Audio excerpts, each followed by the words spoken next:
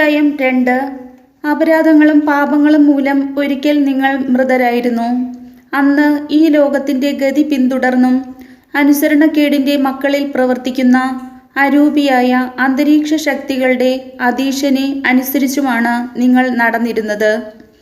അനുസരണക്കേടിൻ്റെ ഈ മക്കളോടൊപ്പം ഒരു കാലത്ത് നമ്മളും ശരീരത്തിൻ്റെയും മനസ്സിൻ്റെയും അഭിലാഷങ്ങൾ സാധിച്ചുകൊണ്ട് ജഡമോഹങ്ങളിൽ ജീവിച്ചു.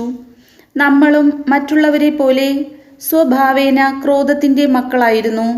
എന്നാൽ നമ്മൾ പാപം വഴി മരിച്ചവരായിരുന്നിട്ടും കരുണാസമ്പന്നനായ ദൈവം നമ്മോട് കാണിച്ച മഹത്തായ സ്നേഹത്താൽ ക്രിസ്തുവിനോടുകൂടെ നമ്മെ ജീവിപ്പിച്ചു. കൃപയാൽ നിങ്ങൾ രക്ഷിക്കപ്പെട്ടു. യേശു ക്രിസ്തുവിനോടുകൂടെ അവിടുന്ന് നമ്മെ ഉയർപ്പിച്ച് സ്വർഗത്തിൽ അവനോടുകൂടെ ഇരുത്തുകയും ചെയ്തു.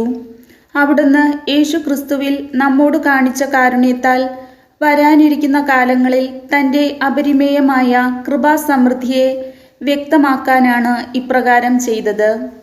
വിശ്വാസം വഴി കൃപയാലാണ് നിങ്ങൾ രക്ഷിക്കപ്പെട്ടത്. അത് നിങ്ങൾ നേടിയെടുത്തതല്ല, ദൈവത്തിൻ്റെ ദാനമാണ്. അത് പ്രവൃത്തികളുടെ ഫലമല്ല, തന്മൂലം ആരും അതിൽ അഹങ്കരിക്കേണ്ടതില്ല. നാം ദൈവത്തിൻ്റെ കരവേലയാണ്.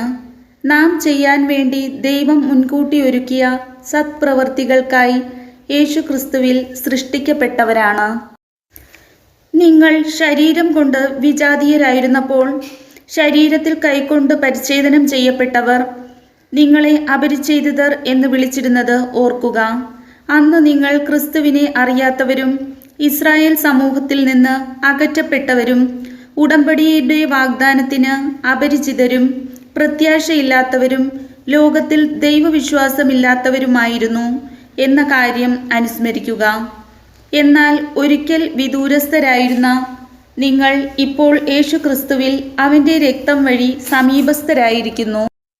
കാരണം അവൻ നമ്മുടെ സമാധാനമാണ്. ഇരു കൂട്ടരെയും അവൻ ഒന്നിപ്പിക്കുകയും ശത്രുതയുടെ മതിലുകൾ തകർക്കുകയും ചെയ്തു. കൽപ്പനകളുടെയും ചട്ടങ്ങളുടെയും ആധിപത്യം അവൻ തൻ്റെ ശരീരത്തിലൂടെ ഇല്ലാതാക്കി.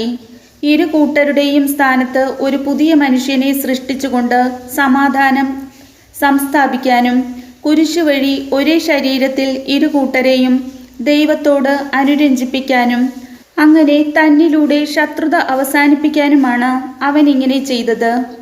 വിദൂരസ്ഥരായിരുന്ന നിങ്ങളോടും സമീപസ്ഥരായിരുന്ന ഞങ്ങളോടും അവൻ സമാധാനം പ്രസംഗിച്ചു. അതിനാൽ അവനിലൂടെ ഒരേ ആത്മാവിൽ ഇരു കൂട്ടർക്കും പിതാവിൻ്റെ സന്നിധിയിൽ പ്രവേശിക്കാൻ സാധിക്കുന്നു.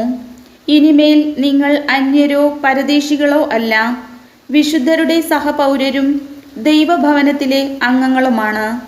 അപ്പസ്തോലന്മാരും പ്രവാചകന്മാരുമാകുന്ന അടിത്തറമേൽ പണിതുയർത്തപ്പെട്ടവരാണ് നിങ്ങൾ. ഈ അടിത്തറയുടെ മൂലക്കല്ല് ക്രിസ്തുവാണ്. ക്രിസ്തുവിൽ ഭവനമൊന്നാകെ സമന്വയിക്കപ്പെട്ടിരിക്കുന്നു. കർത്താവിൽ പരിശുദ്ധമായ ആലയമായി അത് വളർന്നുകൊണ്ടിരിക്കുകയും ചെയ്യുന്നു.